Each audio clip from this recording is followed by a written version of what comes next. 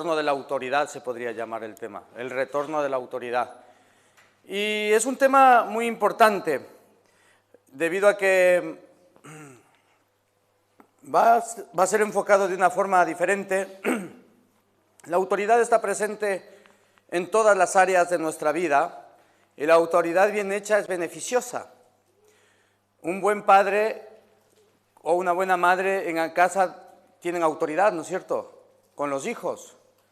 Y la autoridad es buena. Lo mismo la autoridad es buena, por ejemplo, dice la palabra del Señor que nos sujetemos a las leyes, a las autoridades también. Eso dice en Romanos 5, ¿no? Y dice que eso es bueno. Un policía está legislando del favor del Señor. Si tú estás yendo a 180 por hora cuando pone ahí 30, pues y te viene el policía, te está evitando ahí un accidente, ¿verdad? Entonces la autoridad está presente en todas las áreas de nuestra vida. La autoridad, por ejemplo, está presente también en nuestro trabajo, a nuestros jefes, ¿verdad? Y dice que los jefes son, que nos sujetemos a ellos como si fuesen, y que trabajemos para ellos como si estuviésemos haciéndolo para el Señor. Entonces, la palabra de Dios nos muestra que la autoridad está presente en todo, pero también dice la Biblia que Jesús murió, resucitó, le ha sido dado todo el reino, y dice que ha puesto junto con él como heredera, que Jesús es la cabeza espiritual y que está puesto en el mundo espiritual juntamente con él la iglesia. ¿Cuántos son la iglesia? La iglesia somos nosotros y Dios nos pone como cabeza para tomar autoridad en el mundo espiritual. Y la más grande arma que tiene el enemigo es que nosotros no tomemos nuestra parte de posesión en la autoridad. Hay autoridad territorial y de la misma forma hay autoridad territorial en el mundo espiritual. Entonces, el propósito de esta enseñanza es poder discernir la parte que a nosotros nos toca con respecto a orar, con respecto a tomar posesión, a no dejarle campo al enemigo, para cubrir nuestra casa, para cubrir nuestra familia, para cubrir nuestra economía. ¿Cuántos ven demonios o espíritus inmundos? Hay sitios en que los ven en todo lado, pero aquí, la otra estrategia del diablo es que no le veamos en ningún sitio. ¿Sí me explico? Y el enemigo se mete a través de la música, a través del internet, a través de la televisión, a través de una conversación, a través de una amistad, y comienza a inclinarnos al pecado. ¿Cómo se llama la palabra inclinarse al pecado en la Biblia? Eso se llama iniquidad, un corazón inclinado al pecado. No está todavía pecando, pero está inclinado al pecado. Y nosotros tenemos que no tener un corazón inclinado al pecado, sino un corazón que está inclinado a hacer el bien, ¿verdad? Entonces nos va preparando el camino siempre para fallar, siempre para dañarnos, y nosotros tenemos que ser guerreros para no hacerlo, ¿verdad? Bueno, aquí dice que voy a hablar concretamente de Moisés, y voy a enfocar la autoridad desde un punto de vista que no lo había visto antes, lo he estado estudiando esta semana y lo quiero transmitir a ustedes. Y ustedes me van a decir si está bien o está mal. Vamos a irnos a Éxodo, al libro de Éxodo 6, y vamos a mirar a ver qué dice, ¿no? Con respecto a la autoridad y cómo se está generando esa autoridad. Y esa es la autoridad espiritual. El más grande guerrero que hay en la Biblia es Moisés. Bueno, vamos a ir a Moisés 4.2. Perdón, Éxodo 4.2, perdón, sí. El libro de Moisés 4.2. Eso está en el libro ese que estamos ahí nosotros diseñando nuestra propia Biblia. No es verdad. La edición Luz y Sal, ¿no? Que hemos descubierto ahí unos pergaminos. Dice, y Jehová dijo, ¿qué es eso que tienes en tu mano? Y él respondió, una vara. Y él le dijo, échale en tierra, y él la echó en tierra y se hizo una culebra, y Moisés huía de ella. Entonces dijo Jehová a Moisés, extiende tu mano y tómala por la cola. Y él extendió su mano y la tomó, y se volvió vara en su mano. Por esto creerán que se te ha aparecido Jehová, el Dios de tus padres, el Dios de Abraham, el Dios de Isaac y el Dios de Jacob. Y le dijo además Jehová, mete ahora tu mano en tu seno, y él metió su mano en su seno, y cuando la sacó, he aquí que su mano estaba leprosa como la nieve. Entonces, la clave de esto es la vara. Que Moisés estaba ahí nervioso, que Dios le está llamando a rescatar a su pueblo. Moisés tenía dos hermanos más, que el otro era Aarón, que era el profeta, y la otra era Miriam, pero que es María, que es la profetisa, le llamaban, la profetisa. Ella era profeta, o sea, eran los tres profetas, una familia de profetas. Se dan cuenta que Dios levanta una familia, y Dios siempre levanta gente de luz en cada generación. Y vosotros sois esa generación, esa familia que Dios ha levantado en esta generación para dar testimonio. Porque dice que hasta que el pueblo no clamó, y clamaba el pueblo de Israel a Dios, clamaban, Dios dice que se acordó de su pueblo. Pero si no clamaban, como que Dios no se hubiese acordado. Qué importante es la capacidad de comenzar a mover el cielo con nuestra oración, el valor del clamor. A veces en las familias tenemos que clamar por dificultades, clamar por el rescate de un hijo, clamar por el rescate de un negocio, clamar por la luz, clamar por dirección. No todo es color de rosa. El caminar cristiano no todo es color de rosa, sino Dios nos ha hecho guerreros porque tenemos que ganar guerras, y las guerras nunca pintan bien. Dicen también que Dios nos puso en el huerto del Edén, y dice ahí en Génesis que Dios creó a Adán y le dijo a Adán que lo puso para que labrara la tierra y la sojuzgara, ¿no?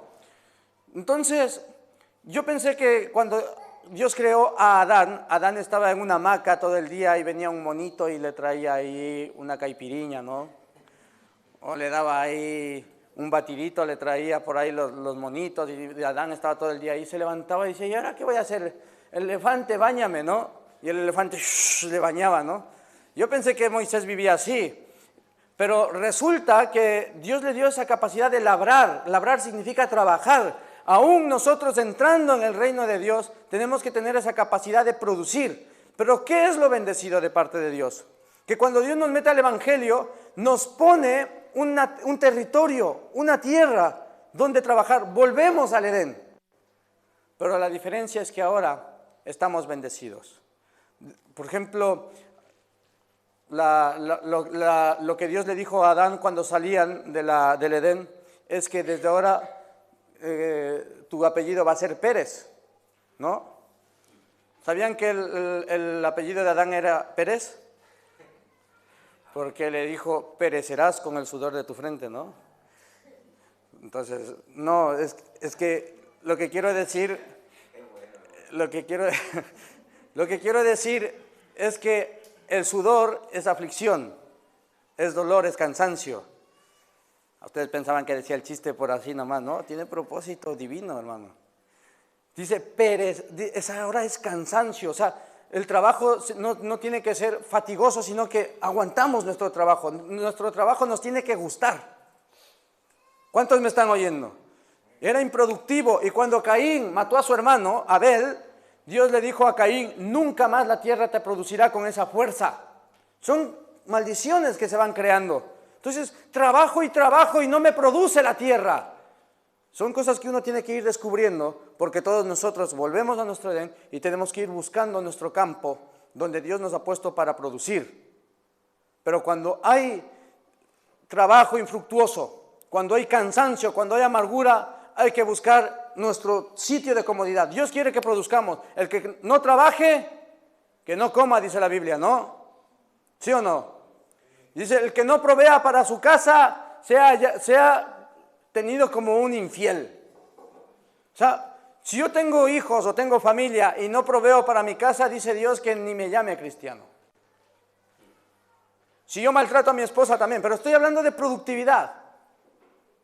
Espiritualmente tenemos que preparar ese camino para que no estemos solamente trabajando, levantándonos de mañana, temprano, cansándonos, yéndonos a acostar tarde y creyendo que no vamos a ningún lado. Amén. Yo no estoy diciendo de que nos hagamos millonarios, pero estoy hablando de que seamos felices con lo que hacemos, con lo que tenemos. ¿Cuántos son felices?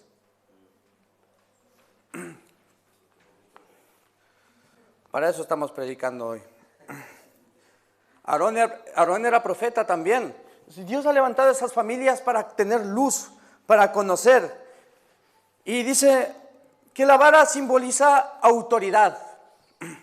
Cuando Dios le dice, ¿con qué voy yo a luchar? Le dice, con esta vara, y dijo, si aconteciere que no creyeren ni obedecieren a la voz de la primera señal, ¿no? Y aún no creyeren estas dos señales, ni oyeren tu voz, tomarás de las aguas del río y las derramarás en tierra, y cambiarán aquellas aguas que tomarás del río y se harán sangre en la tierra. Es muy importante que Dios le da la vara y le dice más adelante que con esta vara meterás en el río y se convertirá en sangre. Cogerás esta vara, la pondrás en el polvo y se convertirán en langostas. Por ejemplo, dijo que hizo así con la vara y venían las langostas. La vara era un instrumento de autoridad. La vara es la que abrió las aguas para cruzar el mar cuando estaban saliendo. La vara era un instrumento que tenían que Dios le dio ungida, que es la vara de Dios que le llamaban. Y Aarón también tenía otra vara. Pero resulta que los hebreos tenían la costumbre de llevar una vara o un cayado, que se llama, cayado del pastor o una vara. Y los hebreos en esa vara iban siempre escribiendo su genealogía. Entonces la vara en cada familia simbolizaba el nivel de autoridad que tenían.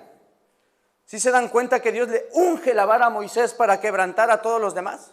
Para quebrantar a Faraón. Y dice que entre una de las primeras señales, por ejemplo, fue que tiraron la vara al suelo, pero no era la vara de Moisés, sino era la vara de Aarón.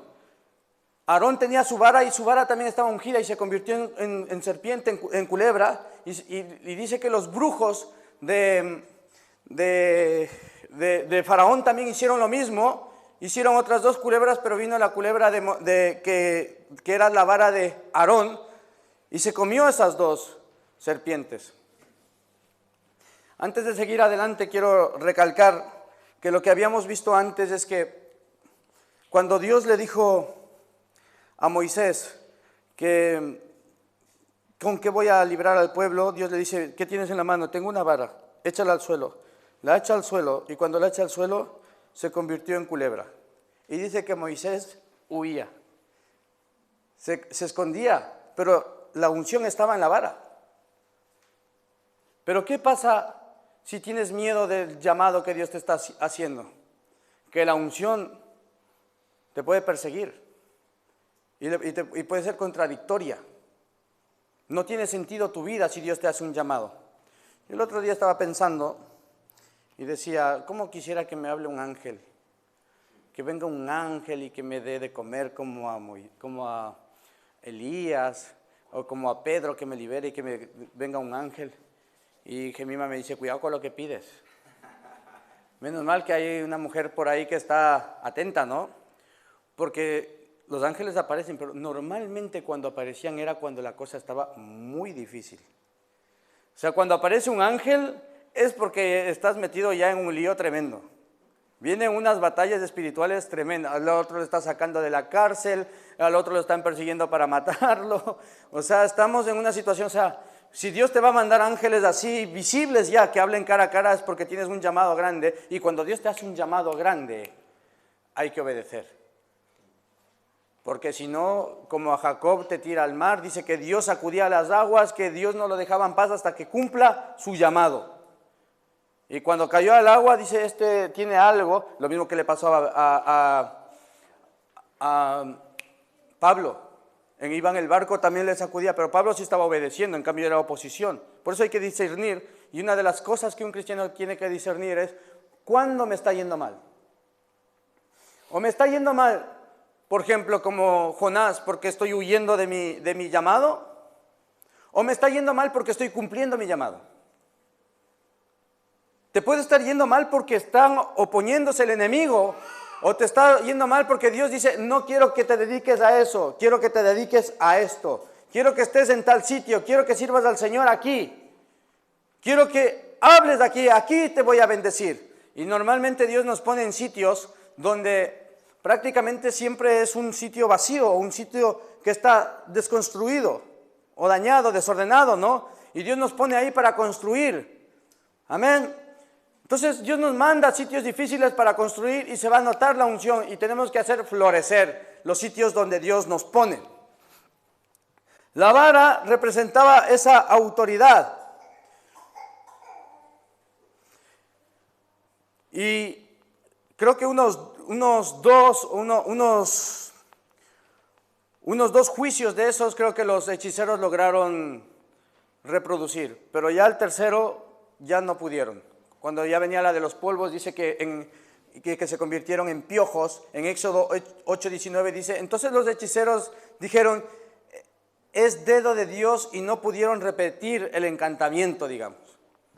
Entonces ahí ya llega un momento que ya el diablo es imitador, el diablo también tiene su unción, el diablo también tiene su autoridad, el diablo también tiene sus personas que están moviéndose, pero llega un momento que la unción que tú tengas va a quebrantar la oposición del diablo sobre tu vida, porque el diablo no quiere que tú seas bendecido.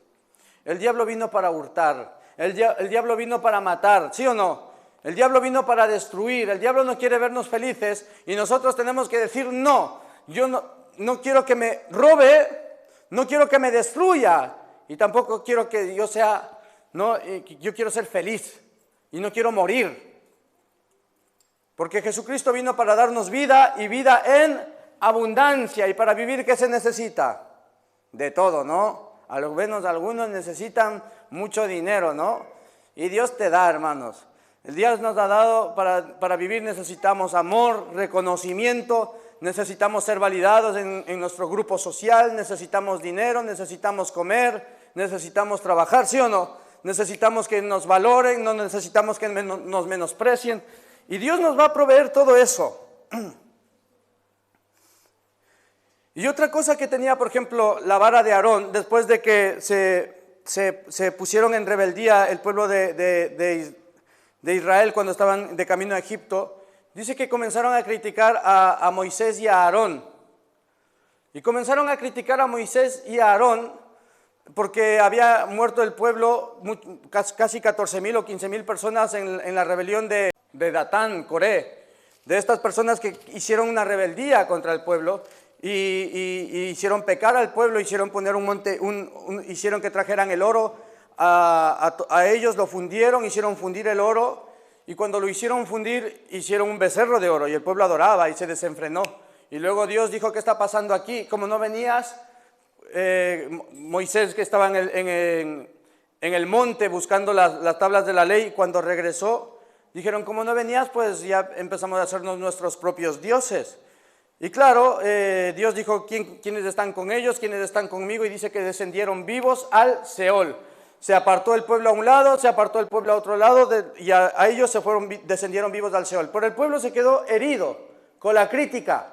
Porque ahí mira lo que le han hecho a nuestros hermanos, mira lo que les han hecho a nuestros hermanos. ¿Y qué pasa? Que después de eso le criticaban a Moisés y a Aarón, y Dios dijo, voy a hacer algo definitivo. Y dijo a Moisés, dile a todas las tribus que traigan su bastón o su vara y la pongan enfrente del tabernáculo, y trae también la vara de Aarón, porque la vara de Aarón estaba juntamente con la de Moisés trabajando fuerte. Y pusieron ahí, y dice, la que florezca al día siguiente, esa será el que va a ser el sacerdote y el ungido. Y a los demás los voy a consumir. Dios estaba enfadado. Vamos a ver dónde está la unción. Eso es clara señal de lo que es un llamado. Cuando la gente dice, ¿dónde están los llamados en la Biblia? Ahí están los llamados. Se dan cuenta que Dios le llama a Moisés a liberar al pueblo, no a otra persona. Y Moisés dice, yo soy tardo para hablar. Y Dios le dice, bueno, entonces trae a tu hermano que te va a ayudar, que también es profeta. Y la vara de él se movía fuertemente, casi como la de Moisés. Pero es autoridad que Dios le da dando. Y ustedes son los que tienen que tener autoridad. Le falló la autoridad a Aarón y ahí se notó por qué Dios llamó a Moisés. Porque cuando Aarón se quedó solo y tendría que haber sido fuerte, le falló la autoridad y se dejó convencer para levantar el becerro. No logró mantener la unción. Pero Moisés era fuerte, entonces había autoridad sobre autoridad. Y la autoridad que Dios le delega ahí a Moisés, le dice, pon las varas ahí. ¿Eso qué significa? Que hay pueblos que tienen autoridad. Y al siguiente día floreció la vara de Aarón. Y Aarón fue confirmado como el sacerdote, ¿no? El sumo sacerdote, él y su casa. Y el pueblo le rogaba a ellos que no muriesen. Y Aarón hizo un sacrificio y fueron expiados. Esa es la autoridad que Dios les dio a ellos. Esa es la autoridad donde ellos movían el mundo espiritual y trastornaban con esa vara, que cada vez que iban a hacer un movimiento con esa vara, iban y pedían dirección a Dios. Dios les daba instrucción de cómo iban a moverse. Yo les pregunto a ustedes, ¿ustedes tienen una vara de autoridad? ¿Ustedes tienen una vara o tienen un ministerio o tienen un llamado? ¿Acaso la Biblia no habla de que todos nosotros tenemos dones espirituales y frutos y sitios de trabajar y de servir al Señor? ¿O ni siquiera no lo sabemos? La Biblia habla de que hay dones espirituales y dones ministeriales. 5 son los dones ministeriales, ¿no? No está la pastora Gemima, ¿no? Que ella dice la del profeta para abrir el oído, como es la del evangelista, no me acuerdo cómo era. Lo suele enseñar muy bonito la pastora Gemima.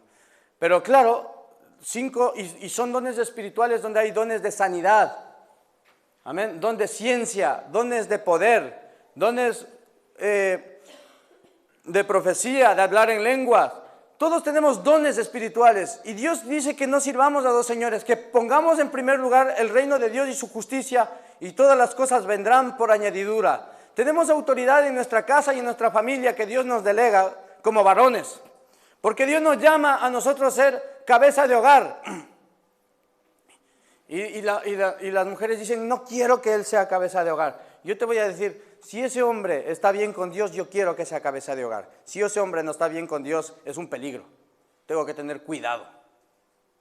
¿Cuántos hombres quieren ser reconocidos como cabeza de hogar en su casa? Nadie, hermano. ¿Cuántos hombres quieren ser reconocidos como cabeza de hogar en su casa? No como cabezones, sino como cabeza. Pues estén bien agarrados de Dios. Porque si están bien junto al Señor, yo te voy a decir, Dios te va a alumbrar y te va a llenar. Y tú vas a saber lo que es el verdadero amor. Tú vas a saber lo que es la comprensión. El amar a la iglesia, dice, como Cristo amó a la iglesia y la santificó. Que si tú estás lleno de luz, te impregnas del Señor, entonces tú vas y traes felicidad a tu familia. Y yo solamente voy a terminar con eso, con la autoridad humana. Voy a ver cuánto has santificado a tu esposa, cuánto la has llevado a la iglesia. El hombre tiene que ser el motor de llevar a su familia a la iglesia. El hombre tiene que ser el motor de orar. El hombre tiene que ser el motor de ver qué se está mirando, qué se está escuchando, de pulir, limpiar y santificar como Cristo limpió la iglesia. ¿Sí o no? Pero la pastora Gemima me dice, ¿y qué pasa? ¿Que yo no te santifico a ti también? Tienes razón, a veces creo que ella es la cabeza de hogar, hermano. Porque ella me está diciendo, cambia de canal, ¿qué estás mirando? ¿Qué estás oyendo? Y estoy ahí, uy, me está viendo. Y me limpia el corazón, has leído la Biblia, anda a orar. Y entonces resulta que hay redención. Claro que es así, pero resulta que los dos nos ayudamos, hermanos.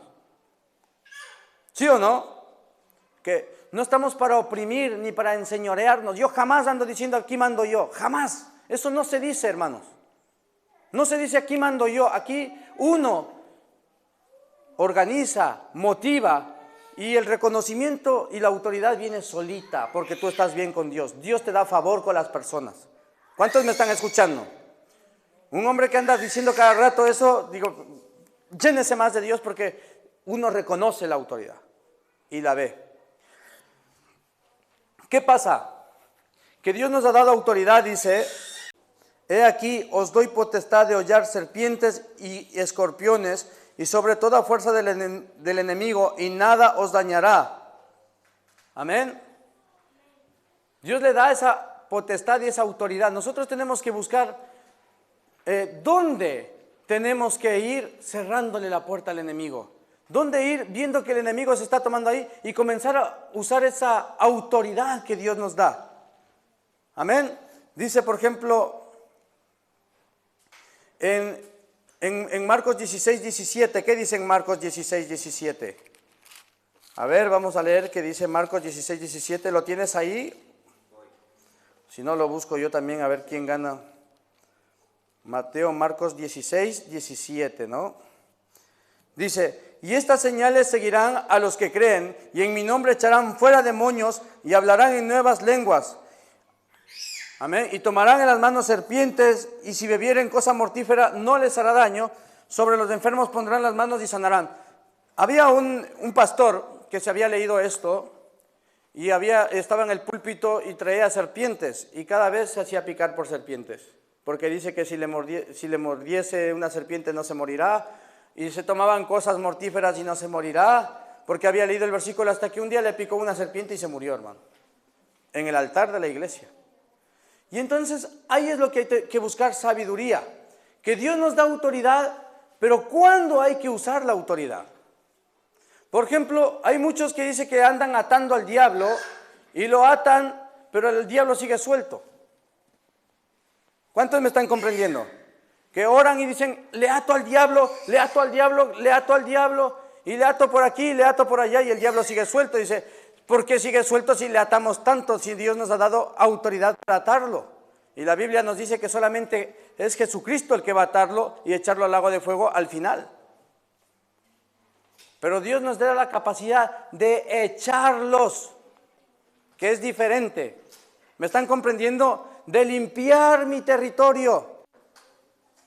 De limpiar mi territorio de mis hijos, de limpiar el territorio de mi familia, de limpiar el territorio sobre mi esposa, de limpiar el territorio sobre mi negocio, de echar fuera de eso. Entonces tengo que entender que tengo que echar en mi nombre, dice, en el nombre de Jesús, sobre toda mi familia, sobre mi casa, echar fuera sobre el ministerio, limpiar.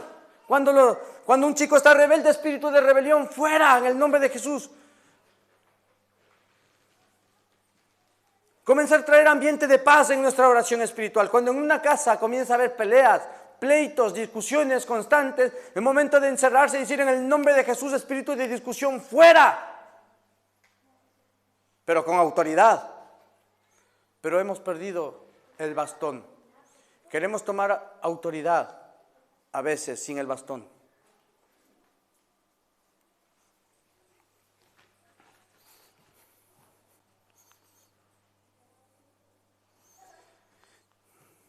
Dice que Dios nos ha dado, en Mateo 18, del 18 al 20, dice, nos ha dado capacidad de atar en el cielo y de desatar en la tierra, pero dice que nos pongamos de acuerdo entre 2 o 3.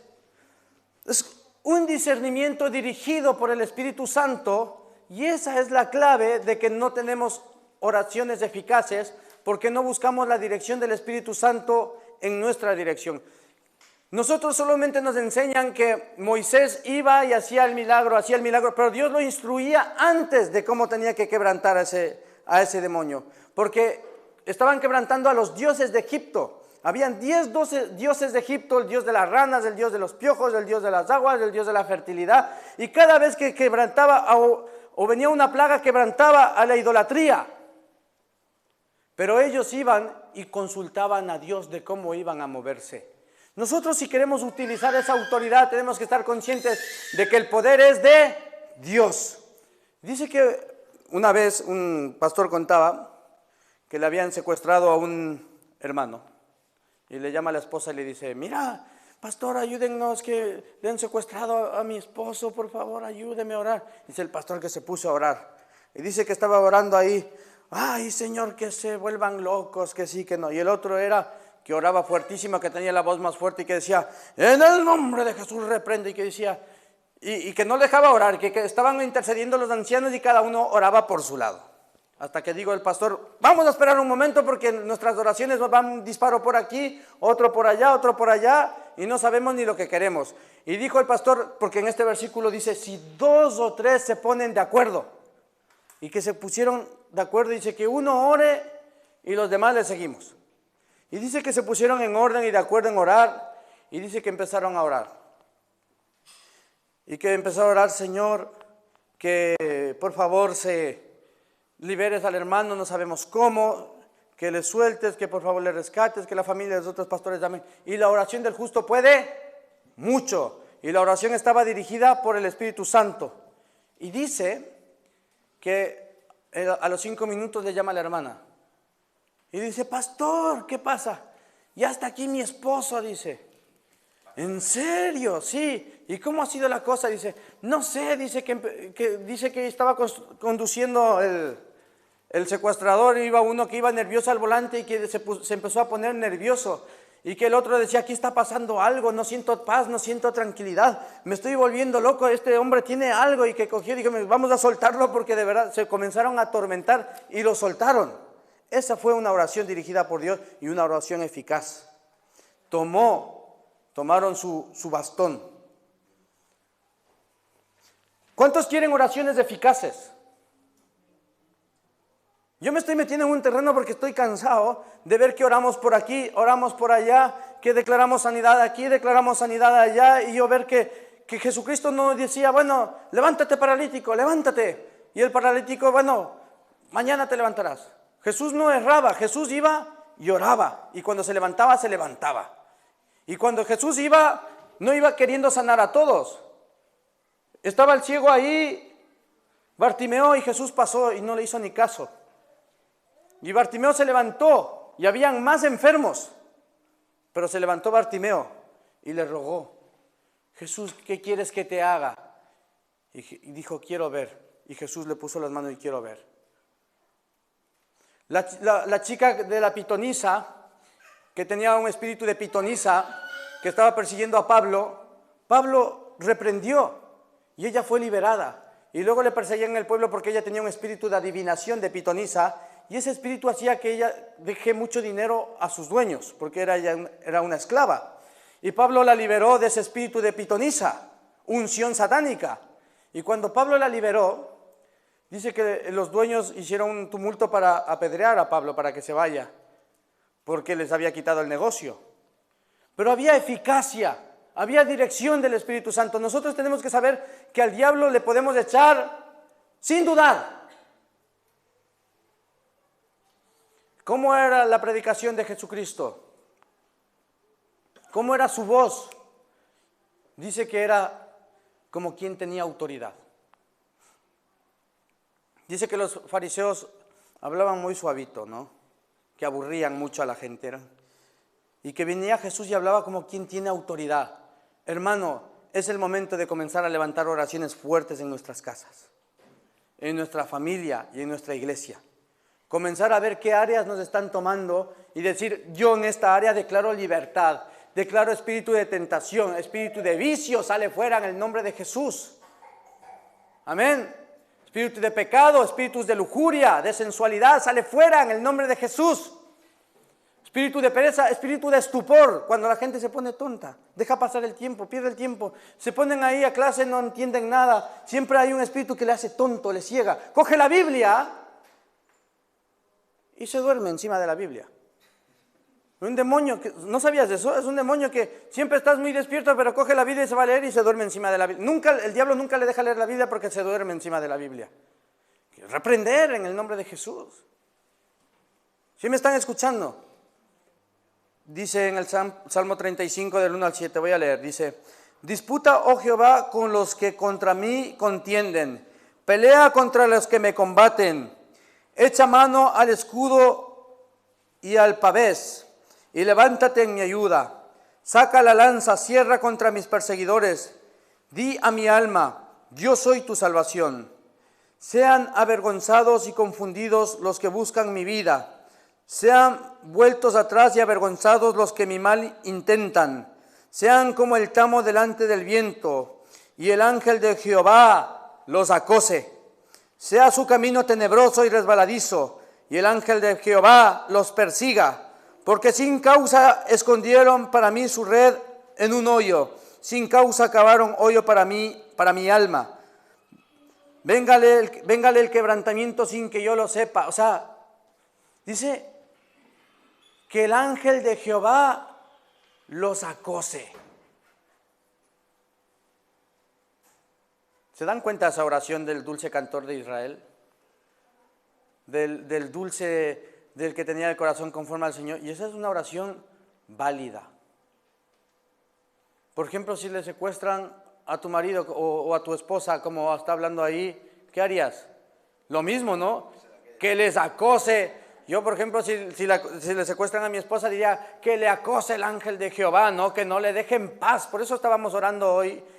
Estábamos orando y decíamos, Señor, no les dejes dormir en paz. A partir de las 8 de la mañana que se levanten, Señor, los hermanos. Que les pique el cuerpo, Señor, de venir a la iglesia, ¿no? Que no estén ahí cómodos en la sábana, que suden, Señor, que suden. Ahí entonces muchos hermanos dicen, hoy no voy a ir a la iglesia. Uy, dice, el ángel de Jehová me está tocando. No, pero es que es verdad. Entonces hay que tener sabiduría. Yo, por ejemplo, y decía este pastor, tengo mi marido, decía, ¿no? Este pastor, tengo mi marido, me acuerdo cuando lo escuchaba, que decía que mi marido es que se va de fiesta por ahí a veces y piensa que no me doy cuenta, o mis hijos no se dan cuenta, y dice, pues ore, y que cuando se esté metiendo que no esté a gusto en esa discoteca, Señor. Que el ángel de Jehová le acose cuando vaya a fumar, cuando vaya a beber, o cuando vaya a hacer algo malo, Señor, que tú hagas algo, pero que se ponga fiel. Mi hijo que deje de andar en esos vicios, en el nombre de Jesús, no le dejes, Dios, estar en paz en su pecado. ¿Cuántos me están comprendiendo? ¿Esa oración sería buena? Yo creo que sí. Comenzar una oración de autoridad que tenemos sobre la familia, de autoridad que tenemos sobre los hijos, de autoridad sobre mi casa. Yo siempre, en mi casa yo percibo, yo sé el ambiente que quiero en mi casa, y yo te pregunto, ¿y tú? ¿Sabes el ambiente que quieres en tu casa? ¿Sabes cómo quiere que nos llevemos? ¿O quieres que estemos todos con amargura, con tristezas, con angustias? Yo te voy a decir que Dios nos dice que Dios quiere que tengamos un espíritu de paz y de gozo. Y ese es una de las características principales, sino para qué somos cristianos. Ayer estaba viendo las noticias y estaba viendo una cantante famosa que ya tiene 40 años, pero se le ve un tormento tremendo porque se está liberando del padre que le estaba robando, pero luego que no sé, hace unos 10 o 12 años se rapó el pelo porque decía que ella era el anticristo. O sea, y luego que le quitaron los hijos porque iba conduciendo con un hijo aquí, le quitaron la custodia. Tiene un montón de dinero, vende un montón de discos, pero toda su vida en tormentos. O sea, tiene como 40, 42 años y toda su vida llena de dinero, pero sin hijos, sin familia, con amargura, en juicios, en pleitos. ¿De qué sirve, hermano, el dinero? Y yo me ponía a pensar y estaba conversando con la pastora y digo, ¿tú eres feliz? Yo sí, dice. ¿Y tú? También, le digo. Entonces, ¿de qué le sirve a ella tener tanto dinero y nosotros somos más felices que ella? ¿Cuántos son más felices que los famosos y los multimillonarios? ¿Cuántos tienen a Cristo? ¿Cuántos tienen unos hijitos recios que están en la alabanza, en el teatro, no? ¿Sí o no? Que tocan cada vez mejor, que se esfuerzan cada día por estudiar. Hermano, si no hay nada más bonito que no tener nada de vicios, ni de líos, ni de pleitos, ni de estar sano. Sano. Y las cosas vienen solas. A un hijo feliz, a una familia feliz. Hermanos, tomemos autoridad. Dios nos quiere devolver nuestra parte de autoridad. Y nos damos cuenta que el enemigo siempre nos quiere poner trampas. Cuando uno se arrepiente, cuando uno hace algo que a Dios no le agrada, el arrepentimiento lo restaura todo. Y el arrepentimiento que Dios trae dice que hace que nos olvidemos de todo. Por ejemplo, dice que, y siempre lo estoy diciendo últimamente, que tú eres una persona normal, que no mayor, nos puede tocar el enemigo, normal al niño, pero sí se meten mayor, a través de la ignorancia que podemos tener de no tomar autoridad. El diablo dice, bueno, imagínate que yo vengo y Ponte así. ¿Y dónde tienes el móvil? ¿No tienes móvil? ¿Dinero, alguna posesión, algo? Vale, ya quédate quieto, ahí está. Imagínate que yo vengo y hago así, quédate quieto, quédate quieto. Eso, ¿dónde está el euro? 2 euros. Ponlos ahí. ¿Dónde estaban? ¿Dónde estaban? Y yo vengo y hago así.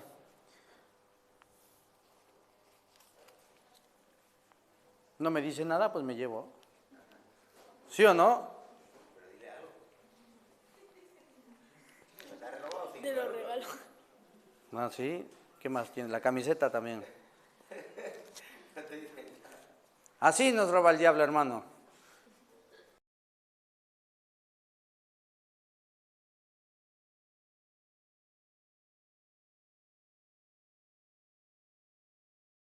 ¿Qué quieres? Una camiseta también, toma. ¿Qué más quieres? No sé. El diablo, si no le decimos nada, nos quita todo.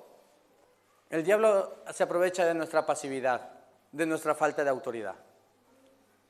¿Sí o no? ¿Cuántos están descubriendo que tienen autoridad de Dios? Que Dios nos ha dado autoridad sobre nuestra vida, sobre nuestra familia, sobre nuestra economía, sobre nuestros hijos. Y nuestras oraciones van a ser siempre, reprendo en el nombre de Jesús, no a la persona, sino al diablo que está sobre la persona o a los espíritus inmundos. Reprendo espíritu de vicio en el nombre de Jesús. Como tú no tienes la capacidad de orar, oro por ti para que seas liberado de toda, que no estés en paz y no estés en tranquilidad cuando estés en tu pecado, que Dios te saque de ahí y que haya gozo en mi casa y que haya alegría y que haya espíritu de armonía en el nombre de Jesús. Señor, te pido, diablo, por favor, márchate. Márchate, espíritu de tristeza. Hazme el favor de irte. ¿Te quieres ir? ¿Cuándo te quieres ir? ¿Por qué no te vas? Ay, el diablo va a decir, no, es que estoy a gusto contigo si ya somos amigos. ¿Para qué quieres que me vaya? No estamos, ya nos llevamos, además soy el único amigo que te queda. Con ese carácter que tienes, entonces, es verdad. Y la tristeza es mi mejor amiga. Espíritu de tristeza se queda a mi lado. Yo siempre me pregunto que tenemos que darnos cuenta de esa fuerza que tenemos que tener en nuestra oración. David era fuerte con sus enemigos en su oración. Oro en el nombre de Jesús para que ese juicio que está en mi contra, ese juez, actúe a mi favor. Yo muchas veces he orado así. Oro para que esas personas que me tienen que dar trabajo porque sé que están moviendo demonios ahí, digo, Padre Santo, que los que me tienen que contratar, que me den los mejores viajes, que sean guardados por ti. Oro por mis jefes. Yo les bendigo a mis jefes. Oro por mi presidente, oro por las personas que son encargadas de bendecirme. Oramos por los líderes, oramos por los pastores también. Quítale todos los espíritus que le están ahí, ¿no? Espíritu de que se demoran la palabra, Señor. Bueno, y dice, rogativas, peticiones, acción de gracias, todas esas cosas tenemos que aprenderlas. No darle lugar al diablo, dice. Y, por ejemplo, aquí en Génesis, dice que había en Génesis 38, 18 dice que es una historia larga de Judá y Tamar. Y Judá era el suegro y Tamar era la esposa de uno de sus hijos. Se murió el esposo de ella y tenían que darle al siguiente hijo. Le dio al siguiente hijo y dice que no quiso darle descendencia a su hermano mayor porque era así la costumbre, y también se murió el segundo hijo. Y entonces Judá, viendo que ya se estaban muriendo todos los hijos, ya no le quiso dar ningún hijo. Y Tamar le tendió una trampa porque ella se estaba haciendo vieja y no tenía descendencia. Y le tendió una trampa a Judá, a Judá que era el suegro, y se puso ahí en una calle y se hizo pasar por mujer, por una ramera, dice. ¿Y qué pasa? Que Judá fue ahí y ahí está la revelación. Dice, y entonces Judá dijo, ¿qué prenda te daré? Ella respondió, tu sello, tu cordón o tu cinto y tu báculo o tu vara que tienes tú en tu mano. Y él se los dio y se llegó a ella y ella concibió de él. Entonces es una revelación que es lo que uno pierde cuando entra en fornicación. Tu anillo, que es tu pacto. Tu cinto, que es tu, ¿cómo se llama? Fidelidad. Y también tu vergüenza, porque el cinto está también en la armadura de Dios, que está en Efesios 6. Y pierdes también el báculo, que es la autoridad. Pero por eso cuando nosotros entramos en cosas así, lo perdemos. Es caro. Pero ¿sabes qué pasa? Que Dios hoy nos lo está hablando. ¿Sabes por qué? Si es que lo hemos perdido, devolvérnoslo. Para recuperar tu anillo que es del pacto, tu anillo de pacto de hijo de Dios. Para devolver tu unción y tu autoridad y tu terreno perdido. ¿Cuántos me están escuchando hoy?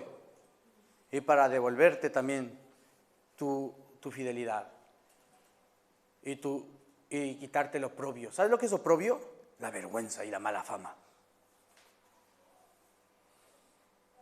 La Biblia habla de la palabra oprobio, de la vergüenza y la mala fama que podemos tener. Yo tenía mala fama cuando estaba en Ecuador. Tenía una mala fama. Nadie se imaginaba que yo iba a ser cristiano, hermano. Andaba por ahí de fiesta en fiesta. Siempre bebido. Y yo me doy cuenta que si yo no me he muerto antes son por las oraciones de mi madre que tenía autoridad sobre mí. Le hacía orar a la iglesia para que no me muera, ni yo ni mi hermano. Yo oraba. Yo decía, ¿por qué no me pasará nada? Más lo que hago cosas malas y me libro de todas. Es por la oración de mi madre. Y cuando yo he fallado, resulta que después Dios se lleva la mala fama y se lleva el oprobio. Arrepiéntete, constrúyete de nuevo, una buena fama. Siempre hay un buen báculo. Hay gente que dice, ¿era que avisé antes, pastor, que se perdían esas cosas? Pues ahora ya sabemos. Cuidemos esas áreas. Por eso estaba hablando de la vuelta de la autoridad espiritual, la vuelta de la posesión que tenemos y la recuperación de los pactos de ser hijos de Dios. Amén. ¿Cuántos me están comprendiendo el día de hoy? Que Dios eso lo devuelve. Y que Dios cuando lo revela es por algo. Por eso me voy a pensar 2 o 3 veces antes de hacer esas cosas. Porque se pierde mi autoridad, lo que Dios me da, mi protección. Y le cerramos de una vez la puerta al diablo en la cara. Porque somos hijos de Dios. ¿Cuántos son hijos de Dios? Levanten la mano. Levanten la mano fuerte todos los que son hijos de Dios. Amén. Levanten la mano y digan, yo hoy proclamo, pongámonos de pie, voy a pedir que pase el piano aquí y vamos a ministrar. Si confesamos nuestros pecados, Él es fiel y justo para perdonar nuestros pecados y limpiarnos de toda maldad. Si decimos que no hemos pecado, le hacemos a Él mentiroso y su palabra no está en nosotros.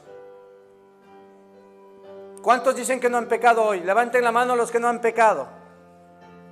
Amén, amén. Ya nos estamos entendiendo. Ahora están siendo sinceros, hermano. Solo yo voy a levantar la mano para adorar al Señor, no por otra cosa. Si confesamos nuestros pecados, Él es fiel y justo para perdonar nuestros pecados y limpiarnos de toda maldad. ¿Cuántos han confesado sus pecados? ¿A quién hay que confesarle los pecados? A Dios. Qué bueno es poder comprender que Dios nos perdona de todos nuestros pecados. Y que la clave es poder confesarle a Dios todos los días cuando le hacemos algo que a Él no le agrada. Todos los días podemos dañar la moral que el Señor nos da con nuestros pensamientos. Todos los días. Todos los días podemos mentir o ser orgullosos o tener falta de perdón también. Todos los días yo te fallo, Señor. Y si el Señor nos juzgara conforme nosotros lo que le hubiésemos hecho, no quedaría ni uno, nadie. Y al contrario, a través de la cruz, Jesús nos da autoridad para echar fuera demonios. Pero esto ya no es con el diablo, al diablo ya lo echamos. Hoy estoy hablando que esto ya es con Dios. Y es que yo le tengo que pedir perdón a Dios. ¿Cuántas veces al día? 70 veces, 70 veces 7. ¿Cuántas veces le fallamos al Señor? Dicen algunos estudios que unas 3,000 o 4,000 al día cada persona. Y Dios no tiene nivel de pecado, hermano. No hay un pecadito más grave ni otro. Delante de Dios cualquier pecado te manda al infierno. Pero los pecados algunos tienen consecuencias y otros menos a nivel humano. Pero a nivel espiritual cualquier pecado es grave. A nivel humano la humanidad juzga de una manera, pero lo que para Dios no es tan grave, para nosotros es gravísimo. Y lo que para Dios es gravísimo, para nosotros no es tan grave.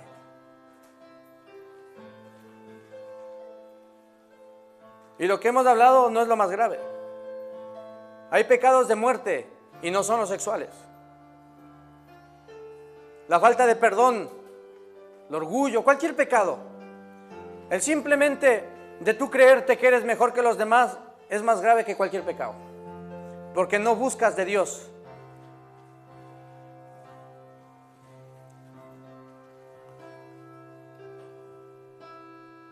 Hijitos míos, dice en el capítulo 2, estas cosas os escribo para que no pequéis, y si alguno hubiere pecado, abogado tenemos para con el Padre, a Jesucristo el justo. Y Él es la propiciación por nuestros pecados, y no solamente por los nuestros, sino también por los de todo el mundo. En esto sabemos que nosotros le conocemos si guardamos sus mandamientos. Y el que dice, yo le conozco, y no guarda sus mandamientos, el tal, dice, es mentiroso y la verdad no está en él. O sea, la clave de esto es que tenemos un abogado en el cielo, que si Él ve que nuestro arrepentimiento siempre es genuino, seguimos siendo hijos de Dios.